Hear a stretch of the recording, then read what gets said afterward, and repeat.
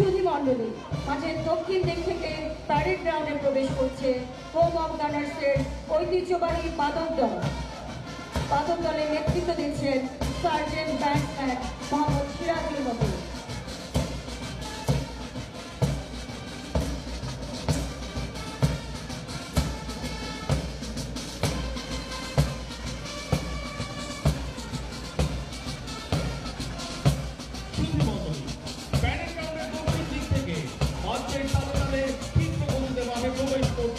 নবীন সেনা দল ওদের প্রতিটি পদক্ষেপে রয়েছে অকৃত্রিম দৃঢ়তা, অভিব্যক্তিতে রয়েছে দৃঢ় সংকল্পের ছাপ।